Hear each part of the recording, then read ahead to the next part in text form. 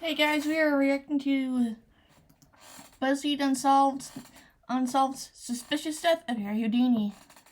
And I am going to be working on this hat. I also recently finished another hat. And I was going to get started on because it was half commission, but I mean, look how skinny this thing is. I mean, the yarn is just skinny. I'm not going to get to that right now. I just want to work on some thicker yarn. So let's just get into this. Enough of me talking. This week on BuzzFeed Unsolved, we look into the legendary life and suspicious death of history's most famous magician, Harry Houdini. Oh, I thought you were going to say David Blaine. David Blaine's more famous than Harry Houdini? You saw the balloons, right? I was a little bit of a I don't freaky give a fuck kid. about David Blaine. Well, I mean, that's a given. I was a frequenter of the Houdini magic shop. You're a big Houdini kid. I was a big Houdini kid. I wish I could have seen this guy perform magic. Obviously, I can't because he's dead. That's why we're talking about him. But he did, you know? Should we find out what happened? I mean, we better, yeah. Let's get into it. Harry Houdini was born Erich Weiss in Hungary in 1874. When he was 4, he emigrated to the US with his mother Cecilia and 4 brothers to meet with his father, Herman, who had already moved to the States a few years before. Yeah, not They everyone can settled get in there the at town same of time. Appleton, Wisconsin, where his father was a rabbi at a small Reform congregation. The family's relative poverty imprinted a drive to be successful on the boy who would be Houdini. By Yeah, the age that's of a good thing 9, to have. in part to help support his family, Eric began working as a trapeze performer in circuses. In 1882, his family moved to New York City, where Eric began performing in vaudeville shows, then considered to be the top of the entertainment pyramid. Yeah, and this is like one of my modern day gripes with like America's Got Talent. They don't show. It's like 90% of the auditions are singers, and then there's like acrobatics, and then there's like dance routines, choirs. I mean, like I want some more variety in it. Like I don't know, show some barnstormers. Though, at first, Eric didn't make much impact. I know it worked out in the long run, but if I'm Herman, Yeah. you know, toiling to provide for my wife, Cecilia, is that her name? Yeah. Your boy comes to you and says, I'm going to step up, help out the family. I'm going to pitch in. I'm going to get a job. I'd be like, you're the best son. What are you going to do? I'm going to be a trapeze artist.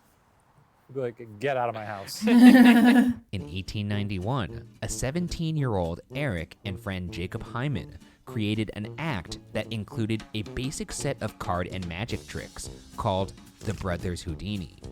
In 1892, after the death of Eric's father, the Brothers Houdini took their show on the road, performing That's at smart. dime museums and small theaters. In 1894, Eric married 18-year-old Wilhelmina Beatrice Rayner, or Bess, who became his stage assistant. The pair toured as the Houdinis, but life as traveling performers was Yeah, I would hard. imagine. In 1898, the 25-year-old Houdini considered quitting the business altogether, burnt out from years on the road. You're getting on trains left and right. Chugga chugga choo choo. Hard to fall asleep on those things. Can't even get a good night's sleep. Yeah. Wake up, you're in Cleveland. Huh? Wake up, you're in Boise. Time to do magic. Time to do magic. Time to do magic. Can you imagine? I can't imagine. Yeah. Imagine if you woke up in Florida. Time to get back on the train. Please. Mosquitoes the size of bats. Get me out of here. That's the part of the biopic where it's just montage. He's waking up. He's like, what city am I in? They're like, do magic, you son of a bitch. In 1899, while performing in a beer garden in St. Paul, Minnesota, I know a beer garden in my Houdini local caught the town. attention of one Martin Beck, a man of influence in the world of vaudeville. After watching Houdini escape from a pair of handcuffs, Beck gave Houdini a pair of his own handcuffs to try to escape from. Houdini did so with ease. Gotta say, a little weird that this man is carrying handcuffs. Yeah, that is weird. Yeah. Could you imagine if you're a magician on stage and you're like, voila, I've escaped. And then some guy in the audience is like, huh, try it with mine instead. Little pink fuzzy ones. Oh, wait, those aren't yours. Try it with these instead. Sorry, wrong pocket. Impressed, Beck put the Houdinis on the influential Orpheum vaudeville circuit, which meant the husband and wife would perform fewer shows but for more money. Houdini's That's good. profile began to rise as an escape artist. and he gained admiration for his skill at manipulating locks and pure brute strength. Don't know if you know this, but this guy was stacked. Like Tom Hardy? Jacked. Dude was big. He's a moose. Like, Have you seen a picture of this guy with his shirt off? There's pictures where he's like leaned out, you know, like Brad Pitt in Fight Club. Yeah. Like that kind of look. But there's other ones where he's like straight up Bane. like human cloud. Yeah. Guy's a goddamn transformer. All right. Truckosaurus. You'd think of magicians, you'd think of like sweaty nerds usually, like performing card magic in their Nowadays, basement. yeah. They didn't have muscle tech back then, did they? Not that I know of. I think he was just like eating raw meat, just going into the forest and biting They did have muscles back then. It just depends on how, on the other, they just weren't like bodybuilder muscles, you know? They were more like Rabbit's working heads off. muscles Yeah. and stuff, I think. Pulling it out of the hat. Houdini also attracted thousands for the pure drama and showmanship of his performances. A typical act would see Houdini bound with chains and tossed in a box that was locked, roped, and weighted, which would then be tossed into water. Houdini, like- of course, escaped every time. Hooray! In 1908, Houdini premiered his infamous milk can trick. First, a milk can filled with water was inspected by audience members. A handcuffed Houdini was then squeezed into the milk can, which was sealed with 6 padlocks. A curtain was drawn, and the audience held their breath along with the submerged magician. Within 2 minutes, Houdini would somehow break free and emerge from behind the milk can, with it still padlocked. Nice. In his lifetime, no one ever knew how he did it. How Did big you is a ever milk figure it can? out? Like, No, he wasn't squeezed into a milk bottle. This is like Oh. a bigger, like a barrel. Okay. Barrel's Yeah. probably more accurate. I was about to be very impressed. That would be crazy. Yeah. I would love nothing more to travel back in time and see him do some of this bullshit. You know Yeah. he'd kill on YouTube these days. Well, he probably would, but then it doesn't have the same kind of awe because it's not in front of a live audience. It's easier to fabricate. He'd make a killing on TikTok, though. Yeah. Look, it's a Make it to trick, the- obviously. Make it to the finals But of the America's fact Got that no Talent. one knows how he did it, pretty cool. Hell yeah. Yeah, that's the This point. is a trick that's over 100 years old. You Yeah. would think by now someone would be like, yeah, he obviously did this. I bet magicians know. They probably just don't tell anybody. Not Yeah. from my research. You wouldn't be able to. You're not part of the league. The League? Yeah. I've been to the Magic Castle 3 times. They let anybody in there. That's not what they told me. They I think you have to be a magician to be in there, but they could have had like days where they do allow people in. You just can't take pictures in there. told me that I'm the only person they've let in the Magic Castle in the last 20 years. Yeah. How much did you pay to get in there? They Quite paid a bit. me. They paid me. That's not true. It's true. Ryan, is that true? No. Houdini had a penchant for not just creating his own amazing illusions, but performing other magicians' tricks as well, only better. For instance, British magician Charles Morritt pioneered a trick where he made a live donkey disappear on stage. Houdini paid Morritt for the rights to perform the trick and then figured out how to do it, but with an elephant. Damn! According to John Cox, author of the Houdini website, Wild About Harry, quote, "We still don't know how he did the elephant trick. He would Houdiniize these more common feats of magic. His mind was always innovating, always inventing," end quote. That would be like me saying like, hey, nice turtleneck, Shane, asking you where you got it, and then the next day I walk into the office and my turtleneck is much bigger than yours. It's like all the way up I here. would feel pretty devastated if you complimented and then the next day I just saw your judging eyes. Just like, Oh, you like this turtleneck? oh, this old thing? Part of the reason why, more than 100 years later, we still don't know the exact tricks behind Houdini's performances is because he guarded his secrets so well. Though he was wary of imitators, Wow. Houdini didn't patent his tricks, since in the patent process, he would have to give a detailed explanation for how they Okay, now worked. that's smart. Those explanations would be publicly available and therefore destroy the magic. To get around Smart. this, for his Chinese water torture cell trick, Houdini staged the trick on stage in England as a one-act play, with only a single person in the audience. This allowed him to copyright the act instead of patenting it, meaning no one else could perform the trick, and how he pulled it off could remain a secret. How do they do that nowadays? Is it the same thing? I don't know. What, in terms of keeping tricks a secret? Yeah. I don't know. I think that's some like Probably Probably inside legal baseball stuff. stuff for magicians. Only Yeah. things that Magicians, let us know in the comments. well, I know because I'm in that, you know. No, you're not. You're not a magician. I've never seen you do magic. Wait. Isn't that the best trick of all? No, actually, that's not impressive. I guess if you're good enough, you don't even have to worry about copyright, because who's going to figure it out? That's Nobody. what I was just Nobody. gonna say, yeah. If they figure it out, good for them. While Houdini cultivated an air of mystery around his death-defying feats, he never claimed his abilities to be supernatural. In fact, Houdini grew to detest claims of otherworldly powers, becoming one of leading critics of the spiritualist movement that he was hates gaining them, momentum 'cause in Europe someone and was the like, United "Your mom's States in told the me wake this." of World War I. In the 1890s, Houdini and his wife Bess dabbled in practicing spiritualism, attempting to summon the dead in public after researching names at local graveyards. Yeah, It that didn't is kind of take smart. Houdini long to realize the entire practice was nonsense. Yeah. Do you agree with that? No. Oh, thought I got you. Look, So talking to the dead. we're gonna get into this It's like an early horror movie, you know? more later in terms of what I believe. I'm very curious to find out your stance on life Go. after death. I guess you'll just have to stay tuned. According to famous magician Teller, quote, "When you are a professional magician, you want to see your art respected for what it is, not misused to mislead people about the universe," end quote. Houdini would ultimately go on to attend seances undercover, exposing the mediums as simply skilled performers.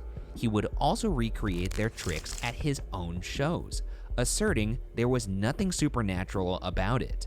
In all, Houdini spent years attempting to expose mind readers and mediums as con artists, duping an otherwise ignorant audience who might be suffering genuine grief. Yeah. And while mediums and seances were no strangers to public doubt, Houdini's vendetta was personal. In 1913, while Houdini was in Here we Sweden go. to perform for the royal family, Cecilia Weiss, Houdini's mother, passed away. Houdini, a self-proclaimed mother's boy, was reportedly so stricken by the news spiritualism that because he he's a mama fainted boy. and wept uncontrollably. In the He's a aftermath, though he mama's had already boy. concluded personally that spiritualism was a con, he nevertheless searched in vain for a real medium to try to contact his deceased mother. Of course he'd be sad. It's his mother. Yeah. Heartbreaking. This is important to point out, though, because it's not so much that he overall believes spiritualism is just not real. It's more that he believes a majority of the people who are practicing spiritualism, like mediums and Yeah. psychics, all that, are con men. Flim flam man. I continue to respect him. And here is where my belief aligns with his. I believe in ghosts, but I don't believe every place is haunted that claims it's haunted. Yeah. Nor do I believe every medium is telling the truth. But I do believe in ghosts. So me and Houdini are a bit simpatico. Yeah, Houdini believes 1% of things, and you believe 95% of things, right? Yes, like 3%, yeah. I'm just saying, we've been to a lot of places, and you seem to buy into a lot. Look, Yeah, he I'm trying does. to conduct a very thorough investigation, and if I find anomalies, I'm going to report them. But that's not to say that every place we've been to has been haunted. And to prove it, I will name one place that is not haunted for sure that we've gone to, and that is, drum roll please, In 1922, What? Houdini was invited to a seance being held by Lady Doyle, the Yes. wife of his friend Sir Arthur Conan Doyle, the Oh, author that's my cousin of Vaughn. Now Sherlock we're gonna two of Holmes. them. Sir Doyle believed, through spiritualism, he could communicate directly with his son Kingsley, who had tragically died in the 1918 Yeah, that's influenza grief. epidemic. Further, Sir Doyle believed Houdini himself possessed supernatural abilities, something Houdini adamantly denied. I Nevertheless, don't blame him, it though. appears Sir Doyle's admiration for Houdini's otherworldly gifts was at least partially the reason why the two celebrities' friendship began. He's so dumb. Yeah, so Doyle believed that Houdini was like a demon or something that had supernatural powers, and Houdini was like, dude, I just do magic. But he refused to accept that? And the guy was just like, nah, No, you're magic. you're holding out on me, bro. Well, I mean, I know the feeling as somebody who has a friend who's only with him because of his gift, I have the You vision. do have the vision. And I have adamantly denied it over and over in many episodes on this show. And yet I insist that you, Ryan Bergara, have the vision ever since you fell into that pile of bricks. It's a weird symbiotic relationship that I could kind of relate to. So I don't have the vision. His brain is cracked. I can hear you. Just because you're... Sorry, You put your your- brain is cracked. At the seance conducted by Lady Doyle, held at the Ambassador that's gonna be a Hotel friendship in Atlantic City, friendship the breaker. hostess rapped on the table 3 times and claimed to be in contact with Houdini's mother. Lady Doyle wrote out 15 pages of messages for Houdini, who thanked the Doyles and left quietly. While many may have scoured the pages for some comfort from a loved one beyond the grave, Houdini seethed. The pages were all in English, a language his mother never spoke. Let's say you're a Dudes. Houdini. Oh God, I regret saying that because now you're going to take 10 minutes to get in character as Houdini. And apparently all that takes is you slicking your hair back. What in the name? Yes. This is Shane Day in his morning dump every morning. Yeah. Empty this vessel. Anyways, you're Houdini. This person's saying they're communicating with a dead relative. 10 seconds into the seance, you realize this is a blownster because they're saying they're speaking in a language that relative never spoke. It's Yes. very funny to me that Houdini sat there and let this person scrawl out 15 pages worth. Well, he didn't want to be rude. Didn't go like, she didn't speak English. The pettiness of this guy, I'm gonna make this person like really sell it for like an hour. Do you think he was seething, or was he sort of like, You seething. okay, yeah, because I'd be pissed. So It was probably a bit of seething and not wanting to be rude. would you not say anything? I would be livid, and I would want them to feel shame. The seance with the Doyles seems to have been the final straw for Houdini, who now set out to expose spiritualists as frauds with renewed determination. Houdini had already written a book, Miracle Mongers and Their Methods, a complete expose of the modus operandi of fire eaters, heat resistors, poison eaters, venomous reptile defiers, sword swallowers, human ostriches, What the fuck is a human strongmen, ostrich? etc., which exposed the tricks and trades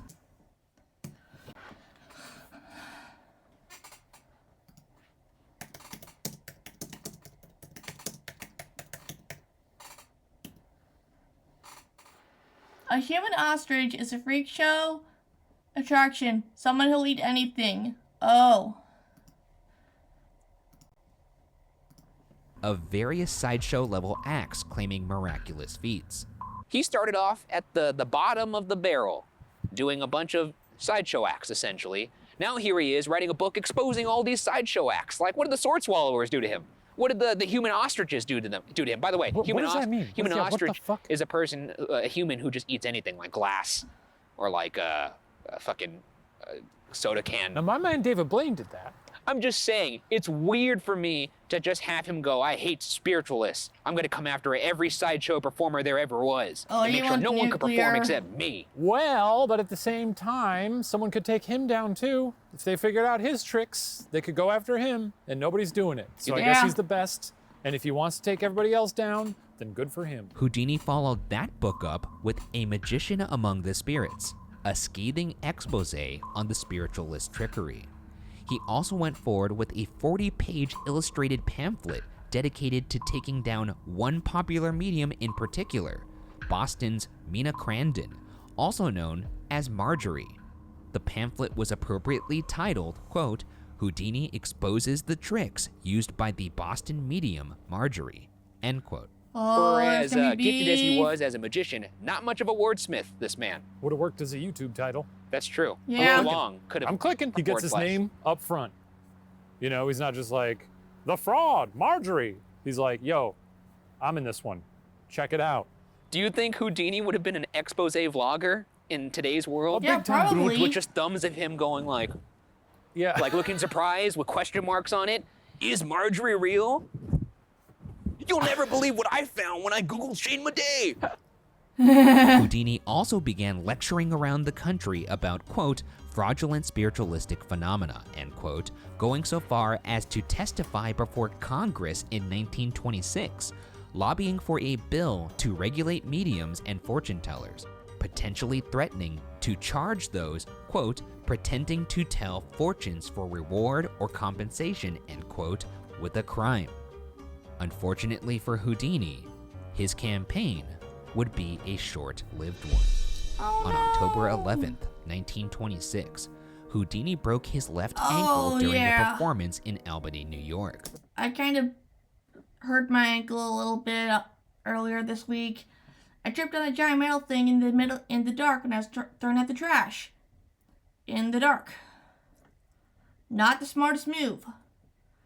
But it was night and there weren't a lot of lights on. Being a goddamned professional, Houdini finished the performance and went against doctors' orders by traveling to his next set of performances in Montreal. While in Montreal, Houdini took time out of his schedule for one of his favorite pastimes, giving a lecture at McGill University about what fraudulent hucksters spiritualists were. After a matinee performance several days later, some medical students from McGill visited Houdini in his dressing room. One of the students, Jocelyn Gordon Whitehead, presumably because Houdini's reputation as a jacked dude with incredible strength preceded him, asked if he could punch the magician in the stomach. Oh, you said it unprompted. Said yes, but before he could tighten his gut, the student dealt a few fast and hard blows. I just can't imagine going up to someone and be like, fucking hey, can I punch you? Behavior. Like, yeah, give you Yeah. You're just like, Jesus Christ. Oh shit, are you dead? Big fan. Like, it sounds like Houdini couldn't even get out a syllable of yes before the guy was throwing a couple haymakers. Yeah. Like, he was just revved up. The whole show was like, sick trick. I'm gonna punch the shit out of that guy when I get the chance. And Houdini was like, first, I'm gonna ask. Yeah, at least it was polite. Houdini began to complain of stomach cramps that evening. During a 15-hour train ride to his next show in Detroit, Houdini was in a great deal of pain, Go to the fucking both hospital. from his stomach and his shattered ankle, arriving in the Motor City with a 104-degree fever. A doctor was brought to the theater and diagnosed Houdini with acute appendicitis and told the magician he needed to get to the hospital immediately. Yeah, Houdini, listen to the fucking Houdini doctor. refused, apparently declaring, quote, I'll do this show if it's my last. Fucking dumbass. Oof. Prophetic. Through my nails. Yeah, I'd be like, it was his last. I'm not gonna do this show. I would go to the hospital. Yeah. Houdini somehow made it through the show, and eventually, his wife convinced him to finally go to a hospital. On October 24th, Houdini had an emergency operation to remove his already burst appendix. He underwent a second operation on October 28th. But on October 31st, 1926, Harry Houdini succumbed to a severe case of sepsis. That's right. Next Halloween is going to be the 100th anniversary of his death. Interesting, because I always thought it was like, bam, and then he's just like, ow. Yeah. Dead, R.I.P. I didn't realize it was so protracted. Yeah, he did another show. Newspapers almost immediately began to speculate about foul play. Except it With wasn't. his final curtain drawn at the height of his popularity, it's time to jump into theories surrounding what brought down history's most famous magician. Our first theory, and the most widely accepted, is that Whitehead's meathead desire to hit another person accidentally caused the appendicitis that led to Houdini's demise. However, according to a 2013 study in the World Journal of Emergency Surgery, appendicitis as the result of blunt force trauma is extremely rare, to the extent that there is still debate whether it could ever happen. Of course, there's still the possibility that Houdini was developing appendicitis independently of that's the what I punches. think. Either way, this theory postulates that Houdini was simply the victim of random bad luck, and that refusing medical treatment certainly did not help matters. I think he had appendicitis that, was already starting. And then when the guy punched him, that aggravated the appendicitis and could have caused the rupture. Appendix is not doing great, and maybe doctors out there can holler at us and let us know if it got punched. Would it make it worse? I'm sure it wouldn't help, No. but I'm gonna quickly go down to comments, see if any doctors said anything. Okay.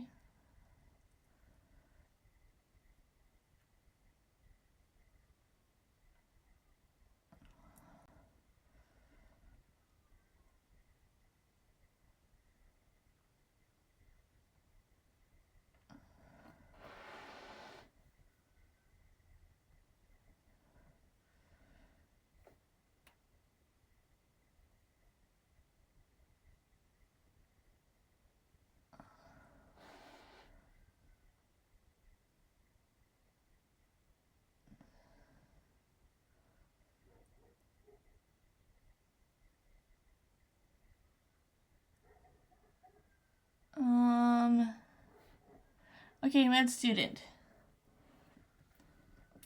Imagine most people, when punching someone's stomach, would go for the belly button, umbilical area, or gastric or epigastric area, while the appendix is located in the lower right abdomen area. The punch is unlikely to cause appendicitis.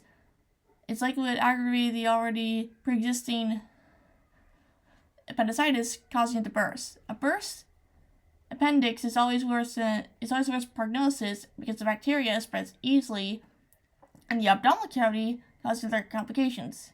Especially in Houdini's case, where he postponed treatment for hours while possibly putting his body under more stress by doing his tricks. It's possible the infection had already entered his bloodstream and was too spread out that he didn't survive. I personally believe there wasn't any murder involved, simply a series of unfortunate events that indeed it was his untimely demise. So yeah, basically the first theory.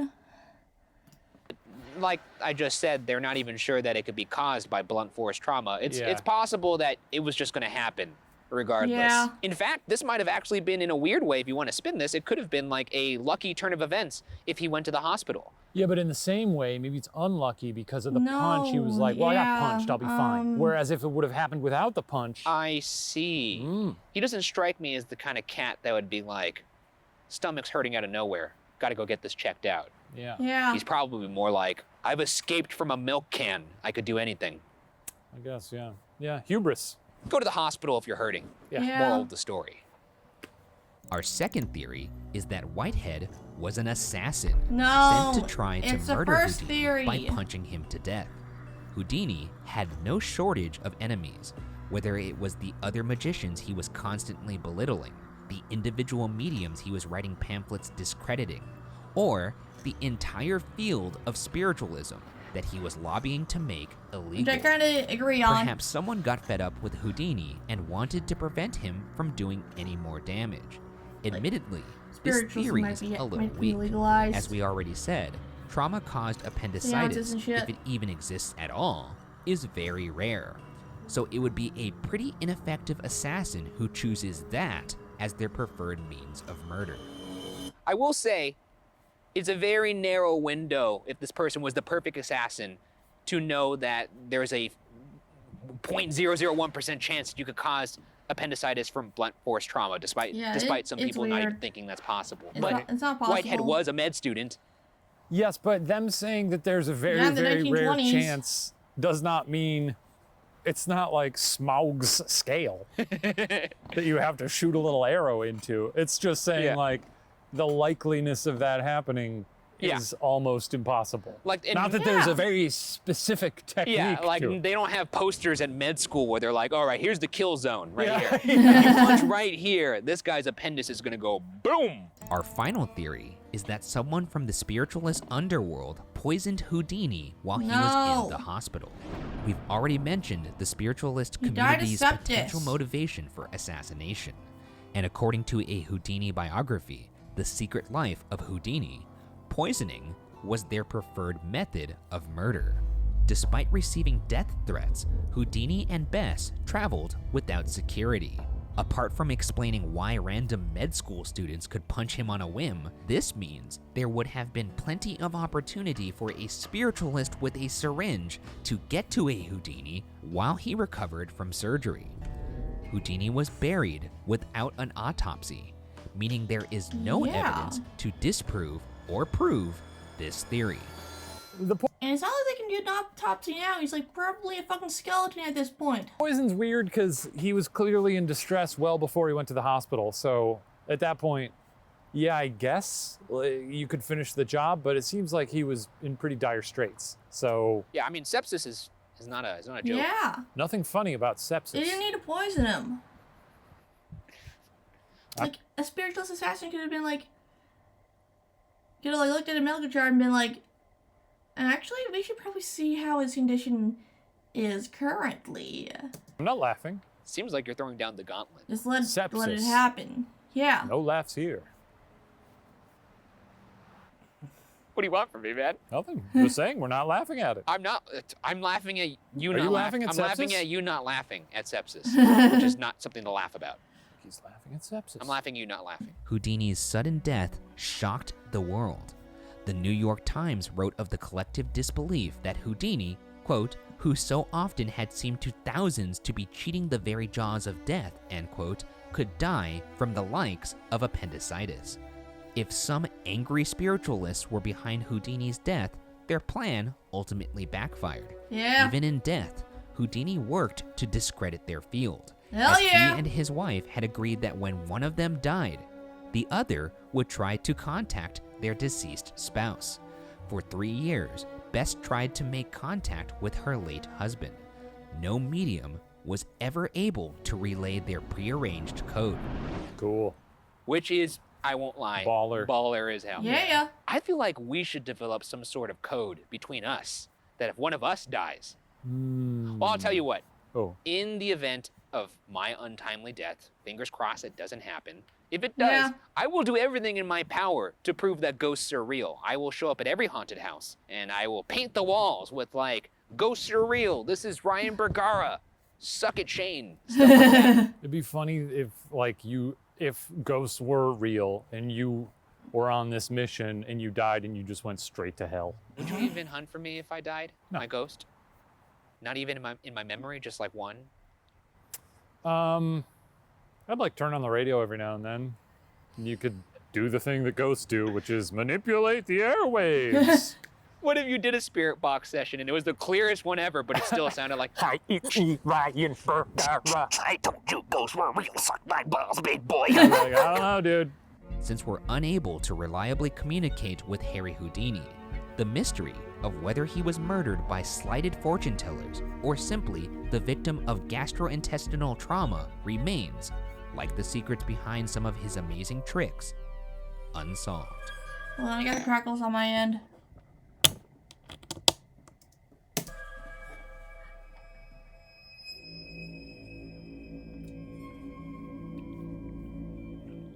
there's conjecture around his death here, but I feel pretty safe in saying that he likely suffered injuries or had Yeah. appendicitis before. It's possible. Yeah. Whatever, ba- jokes aside, promise me you'll Theory investigate my 1.5. apartment after I die, if I die. I promise. Don't cross your fingers. You uncross those fingers. Promise me right now on camera. I promise. Are you crossing anything? Like, No. You promise what? I promise that I will ghost hunt after you die to see if you're out there. We can just cut out the wink. It was genuine. What the fuck is cocoa butter? Anyways, that was the Houdini episode of BuzzFeed Unsolved. I'll see you guys in the next one.